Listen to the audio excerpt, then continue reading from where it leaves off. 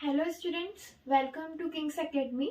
I am Dhruhini Sharma, your chemistry teacher, and today we are going to discuss 12th class chemistry sample paper.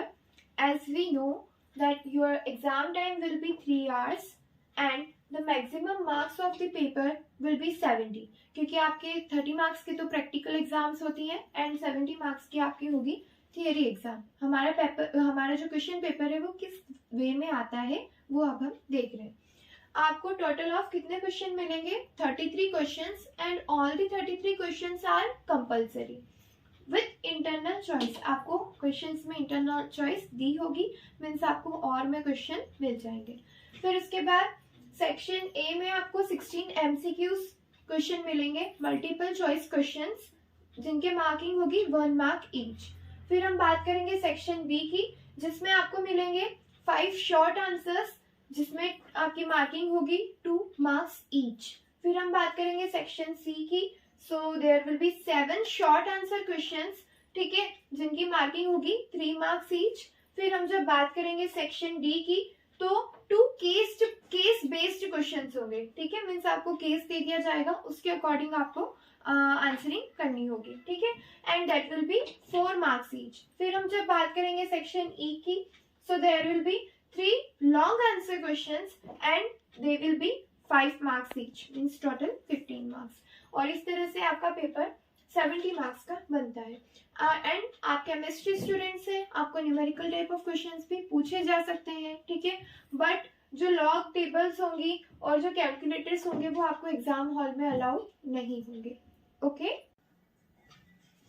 अब हम हमारा sample paper solve करना start करेंगे. हम सबसे पहले सेक्शन ए के क्वेश्चन सॉल्व करेंगे, जिसमें हमारे पास क्या है, multiple choice questions each carrying 1 mark. Okay, so we will proceed with the question number 1. Which of the following solutions will have the highest conductivity at 298 kelvin, that is the standard temperature.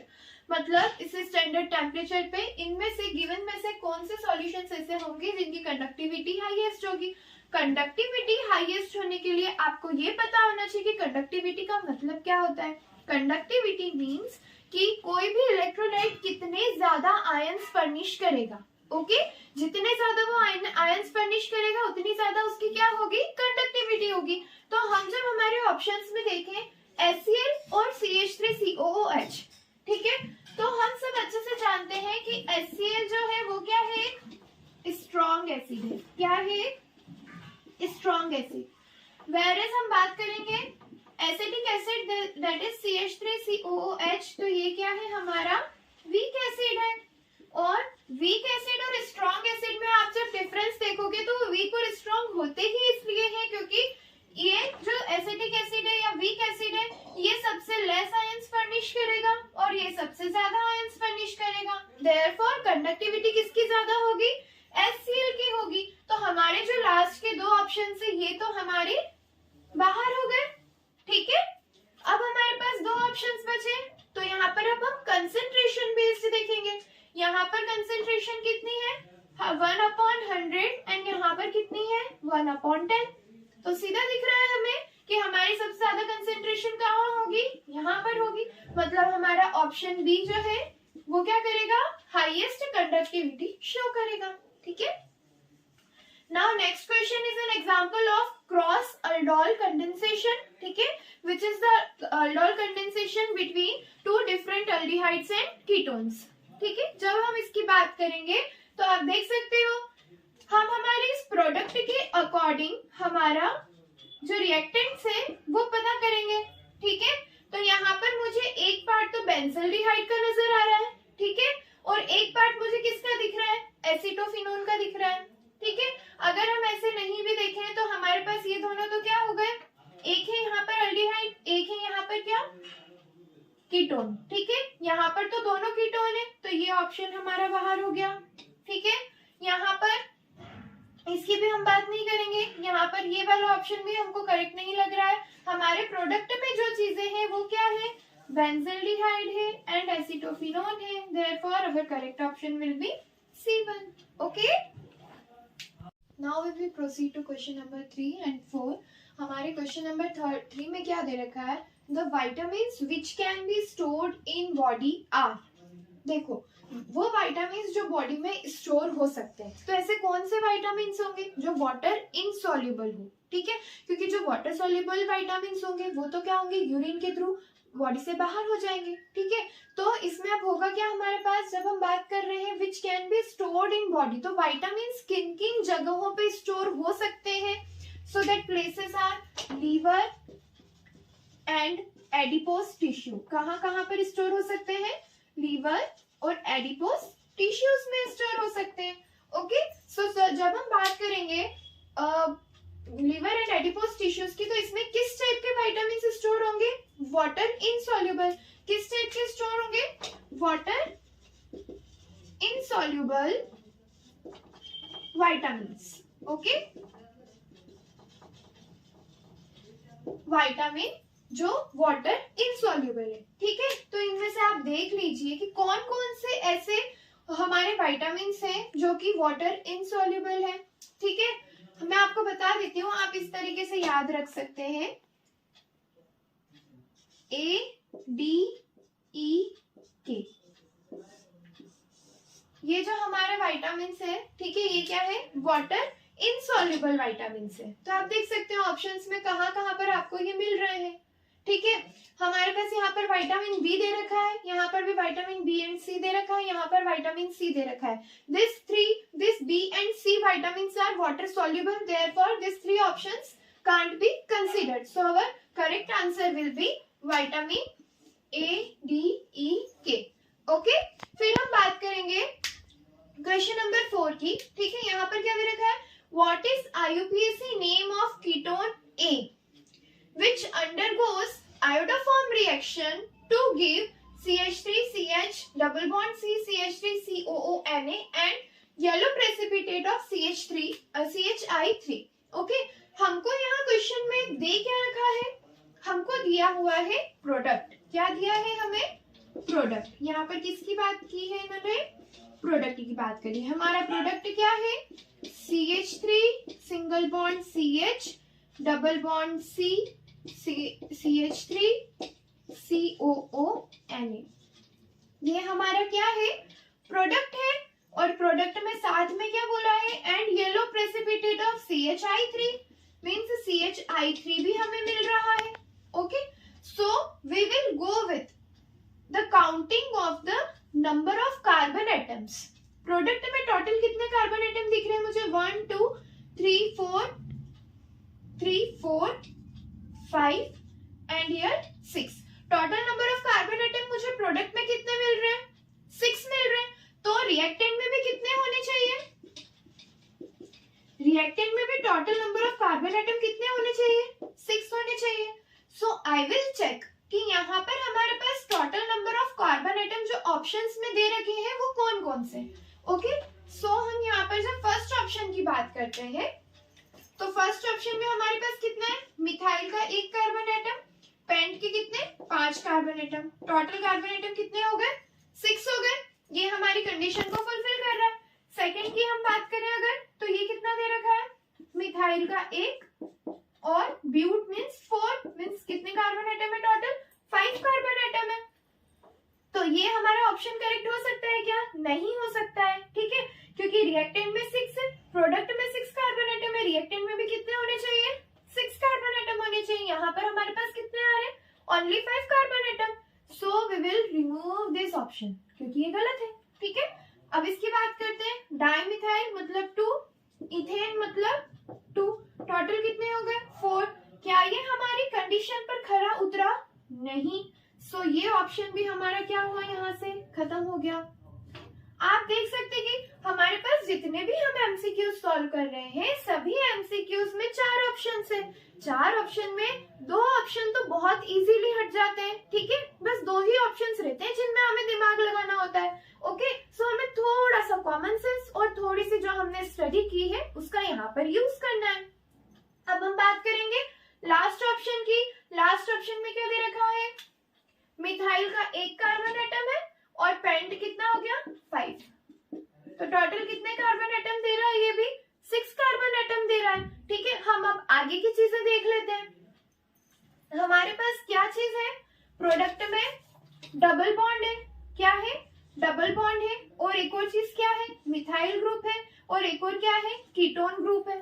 ठीक है, तो अब हमें ये check करना है कि हमारे ये दो ऑप्शंस हमारी इन तीनों कंडीशंस को फुलफिल करते हैं या नहीं करते हैं। ठीक है, तो अब हम जब देखेंगे तो double bond, yes it is fulfilling. ठीक है, हम मिथाइल ग्रुप की बात करेंगे तो मिथाइल ग्रुप की कंडीशन भी हमारी क्या हो रही है, फुलफिल हो रही है। हम कीटो ग्रुप की बात करेंगे तो हमारी कीटोन की भी कंडीशन जो है वो फुलफिल हो रही है। पर जब हम बात करते हैं इस ऑप्शन में तो हमारी सबसे पहली जो कंडीशन है दैट इज डबल बॉन्ड, वो ही नहीं है। क्या आपको इस ऑप्शन में कहीं पर भी इन नजर आ रहा है? नहीं आ रहा है, तो हमारा ये ऑप्शन भी क्या हो गया, cancel. Therefore, we will go with the correct option that is A1. A1 हमारा क्या होगा, करेक्ट ऑप्शन होगा। और आयोडोफॉर्म रिएक्शन जो होती है वो मोस्टली कीटो मिथाइल ग्रुप्स के लिए ही लगाई जाती है। Okay, now we will move with the next question. Now we will proceed to question number 5, जिसमें हमें दे रखा है which of the following is not correct. हमें 4 स्टेटमेंट्स दिए हुए हैं और हमें इसमें से बताना है कि कौन सा स्टेटमेंट सही नहीं है। प्लीज स्टूडेंट्स, आप क्वेश्चन पेपर पढ़ते टाइम हड़बड़ी में गड़बड़ी मत कीजिएगा। आपको पेपर को अच्छे से पढ़ना है, क्योंकि यहाँ पर क्या दिया हुआ है, which of the following is not correct. ठीक है, तो आप जल्दी जल्दी में अगर क्वेश्चन पढ़ोगे तो मोस्टली बच्चे नॉट पढ़ना भूल जाते हैं। ठीक है, तो अब हम क्वेश्चन अच्छे से पढ़ चुके हैं, हम अब आगे सारे स्टेटमेंट्स को एक बार वेरीफाई कर लेते हैं। Now we will go with the first statement. In haloarenes the electron pairs on the halogen atom are in conjugation with pi electrons of the ring. हम हेलोएरीन बना लेते हैं। ठीक है, ये हमने बना ली हेलोएरीन, ये हमारी हो गई बेंजीन रिंग, ये हो गए Cl के आयंस है ना, इसके जो इलेक्ट्रॉन्स है वो हो गए, और ये हमने बना लिए हमारे डबल बॉन्ड्स। ठीक है, कॉन्जुगेशन का मतलब क्या होता है, अगल बगल में double bond, that is the alternate double bonds. Okay, तो जब भी ये अपने इलेक्ट्रॉन्स यहाँ पर देगा तो बॉन्ड्स की शिफ्टिंग होगी, that is bonds will be in resonance, they will show resonance. फिर से बॉन्ड्स क्या होंगे, शिफ्ट करेंगे, और वो क्या शो करेंगे, रेजोनेंस शो करेंगे। ओके, रेजोनेंस शो करेंगे, इसका मतलब हमारा ये स्टेटमेंट क्या हुआ, करेक्ट हो गया कि हाँ जो हेलोएरीन्स होते हैं उसमें इलेक्ट्रॉन पेयर्स जो हेलोजन एटम पर प्रेजेंट है वो क्या है, they are in conjugation with pi electrons. Okay, अब मैं फर्स्ट ऑप्शन के बाद डायरेक्ट आऊंगी फोर्थ ऑप्शन पे। अब हम फोर्थ ऑप्शन को वेरीफाई कर लेते हैं। ये तो हो गया क्या, करेक्ट वन। अब इसको वेरीफाई कर लेते हैं। ये क्या है, CH2 double bond CH and Cl। हमें क्या दे रखे हैं, दो कंपाउंड्स दे रखे हैं। ठीक है, दो कंपाउंड्स में कौन कौन से कंपाउंड है, CH2Cl, ये दो कंपाउंड्स हैं। और हमें ये बात अच्छे से पता है कि सबसे ज्यादा रिएक्टिव SN1 में कौन शो करता है रिएक्टिविटी, दिस वन। तो ये वाला हमारा जो ऑप्शन है वो देखिए क्या रखा है हमें, out of CH2CHCl and C6H5CH2Cl, जो C6H5CH2Cl है वो क्या है, मोर रिएक्टिव है। ठीक है, towards SN1 reaction, so this is also the correct option. ठीक है, अब नेक्स्ट हम बात करते हैं किसकी, थर्ड वाले स्टेटमेंट की। ठीक है, थर्ड वाले स्टेटमेंट को भी देख लेते हैं। थर्ड वाले स्टेटमेंट में हमको क्या दे रखा है, ड्यूरिंग SN1 रिएक्शन, जब भी SN1 रिएक्शन टेक प्लेस होती है, जो कार्बोकैटायन होता है वो क्या कहाँ पर फॉर्म होता है, स्लो स्टेप में फॉर्म होता है, और sp2 हाइब्रिडाइज्ड होता है and it is planar in nature. हम इस स्टेटमेंट को एक बार वेरीफाई करके देख लेते हैं। हमें अच्छे से पता है कि जो छोड़ के जाने वाला है उसे कोई नहीं रोक सकता। तो जो Br माइनस आयन होता है वो यहाँ से इसको क्या करता है, छोड़कर भाग जाता है। छोड़कर भाग जाने के बाद बेचारा अकेला पड़ जाता है। ठीक है, ये क्या होती है, हमारी स्लो स्टेप होती है। ठीक है, स्लो स्टेप होती है। अब ये पड़ गया अकेला, इस पर आ जाता है पॉजिटिव चार्ज, और अब ये क्या बन जाता है, कार्बोकैटायन बन जाता है। जब ये कार्बोकैटायन बन गया है तो क्या ये इस कंडीशन को फुलफिल कर रहा है? ये sp2 हाइब्रिडाइज्ड है। जी हाँ, हम तो sp2 हाइब्रिडाइज्ड है। क्या आप प्लेनर हो? हाँ जी, मैं प्लेनर भी हूँ। ठीक है। क्या आप स्लो स्टेप में फॉर्म हुए हो? हाँ, मैं स्लो स्टेप में फॉर्म हुआ हूँ। और मेरा नाम क्या है? मेरा नाम कार्बोकेटायन है। क्लियर? तो ये वाली स्टेप भी आपकी क्या हो गई? ये वाला स्टेटमेंट भी आपका क्या है? करेक्ट स्टेटमेंट है। अब मैं सेकेंड वाले स्टेटमेंट की जब बात करती हूँ, the carbon magnesium bond is covalent and non polar in nature.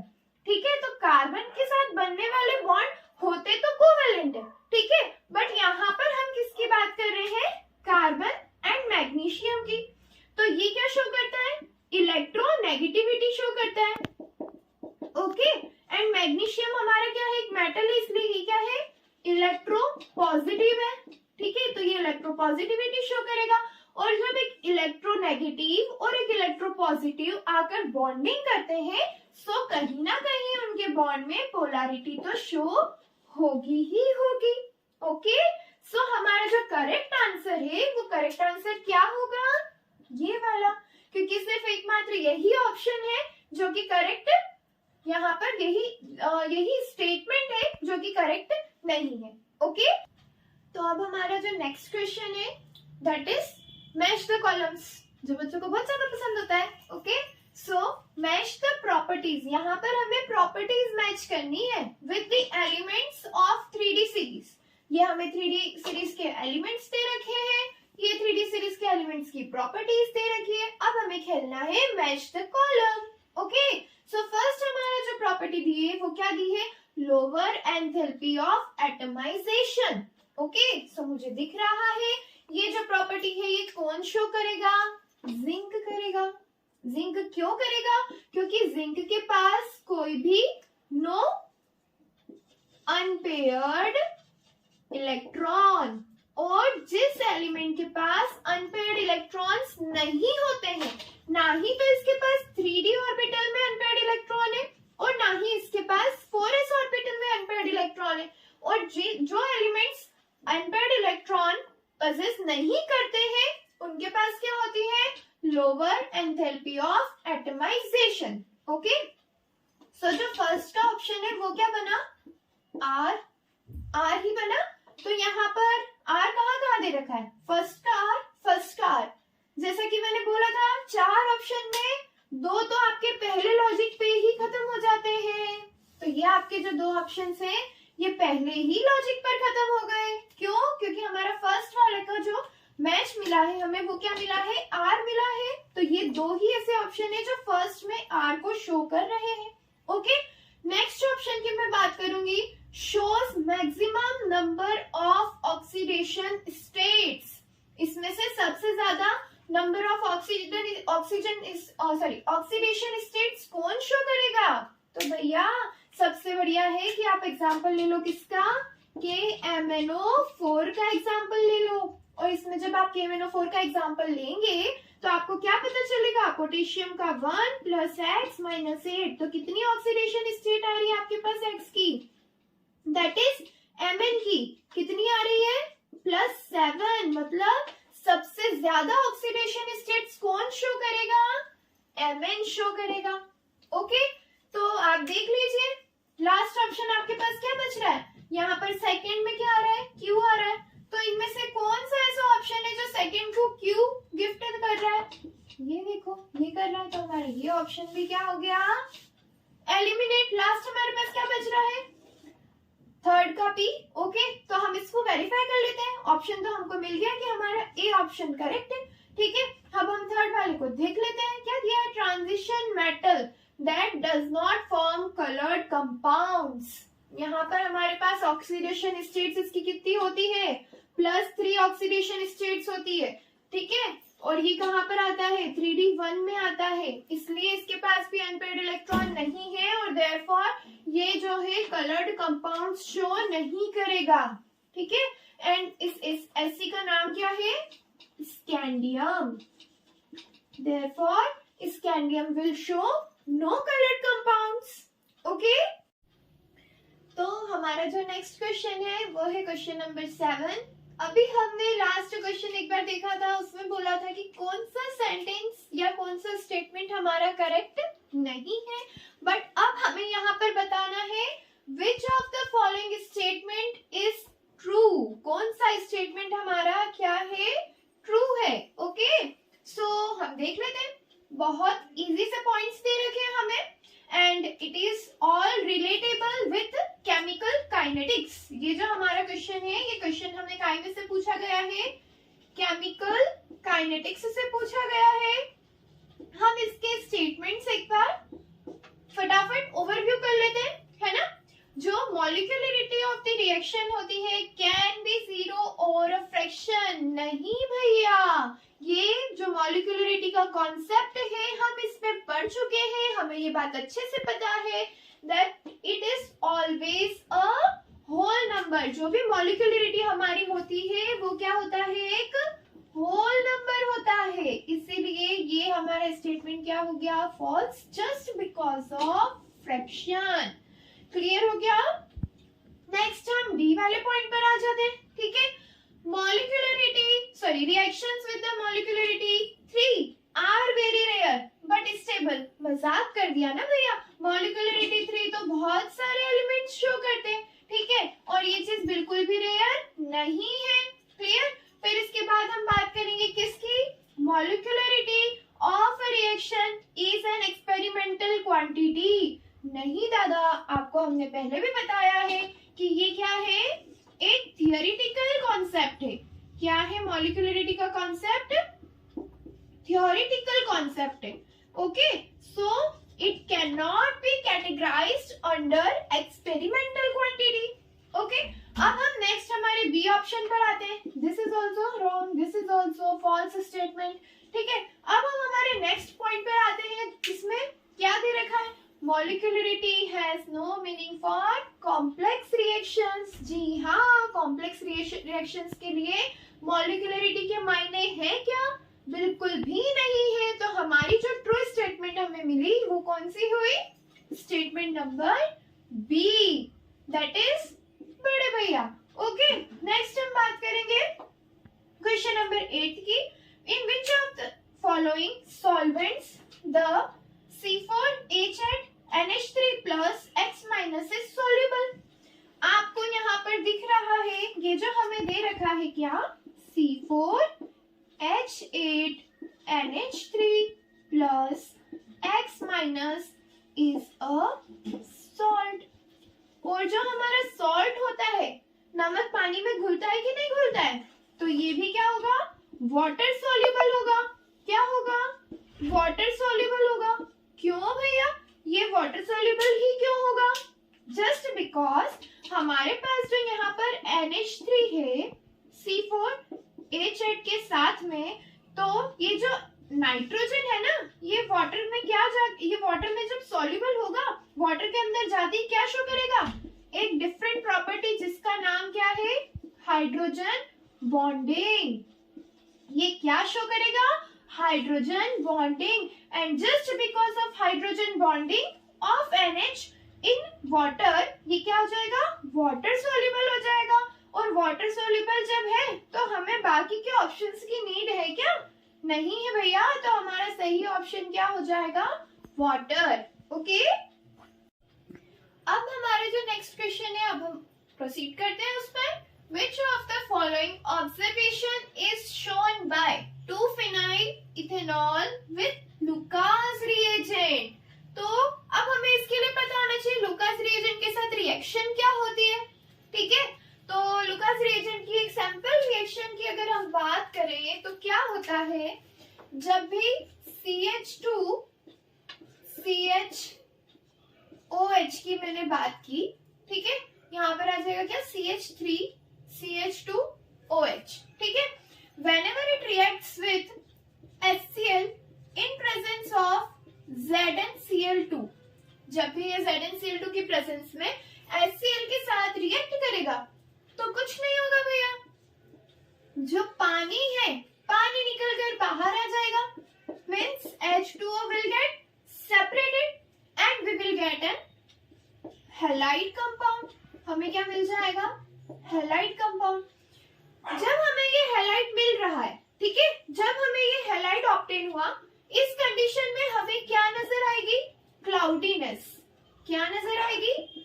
Cloudiness. भैया टेस्ट ट्यूब में भी बादल बनते हैं, ठीक है, सिर्फ आसमान में ही नहीं बनते हैं।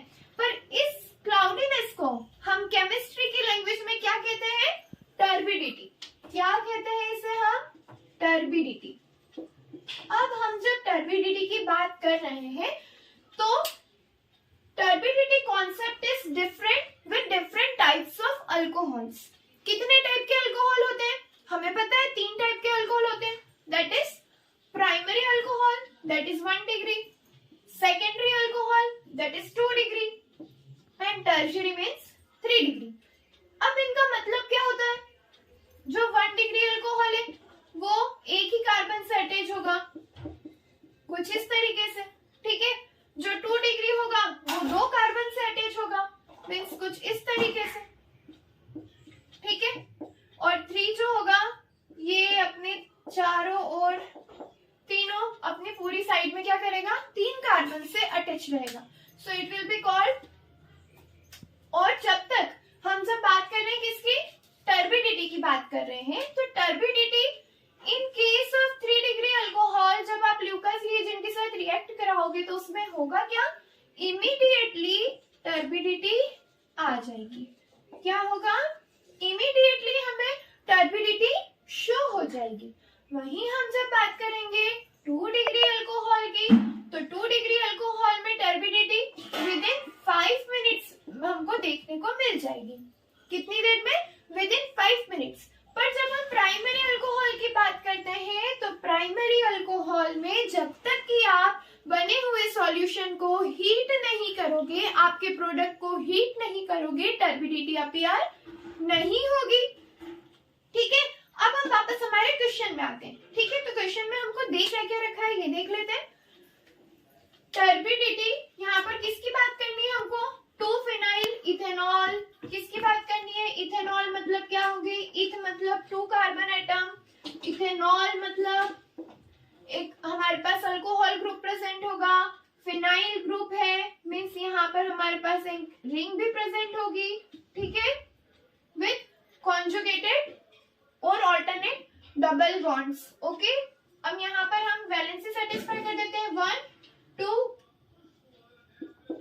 यहाँ पर 2H जोड़ दो, ठीक है, 1 2, यहाँ पर भी 2 हाइड्रोजन बॉन्ड ऐड कर दो। अब भैया मुझे बताओ, अल्कोहल जो जुड़ा हुआ है ये कौन से डिग्री ऑफ कार्बन से जुड़ा हुआ है?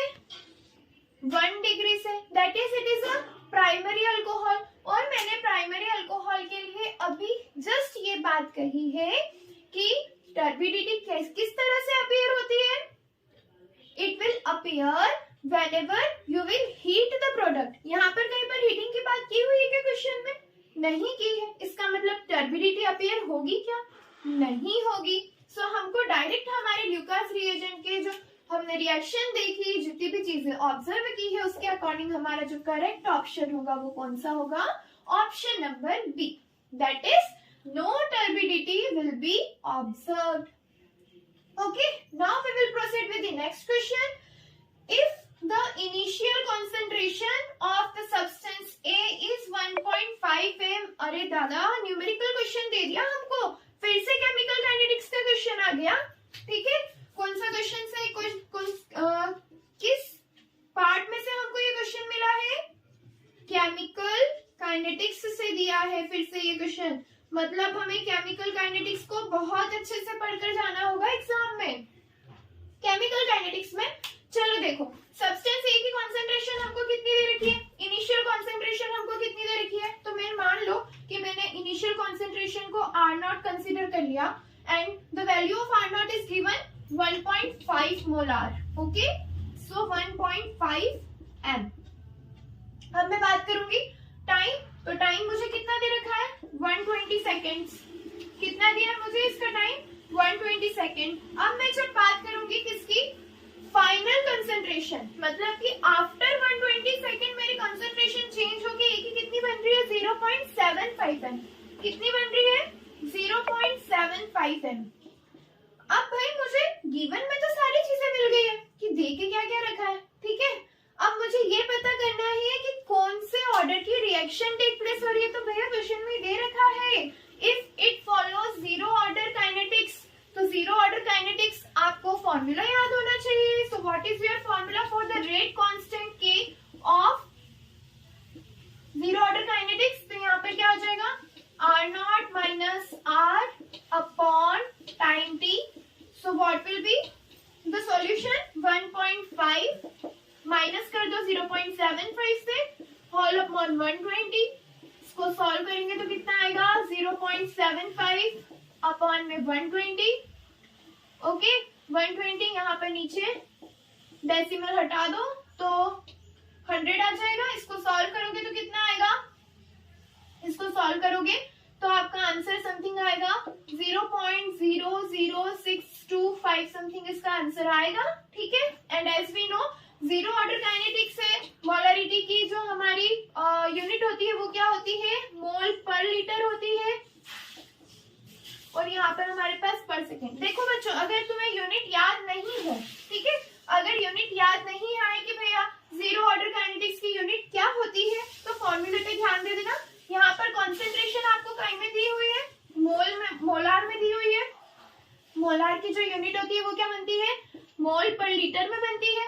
डिवाइड कैसे लगा रहे हो, पर सेकेंड से लगा रहे हो, मतलब सेकेंड से डिवाइड लगा रहे हो, तो यहाँ पे क्या आ जाएगा, मोल पर लीटर के साथ पर सेकेंड, ठीक है। तो इसमें से ये कौन सा ऐसा ऑप्शन है जो ये सारी कंडीशंस को फुलफिल कर रहा है? देखो ये पर सेकेंड तो बाहर कर दो, पर सेकेंड वाले दो ऑप्शन तो तुम्हारे बाहर हो गए, ठीक है। डायरेक्ट क्वेश्चन था, अगर तुम कैलकुलेशन सही कर लो तो तुम्हें बेटर पता चल जाएगा कि तुम्हारा करेक्ट आंसर क्या है। Option number A, this will be your correct option, ठीक है। तो न्यूमेरिकल बेस्ड क्वेश्चंस को सॉल्व करने के लिए सबसे पहले बहुत ज्यादा नेसेसरी है कि आप लोग गिवन देख लीजिए, ठीक है।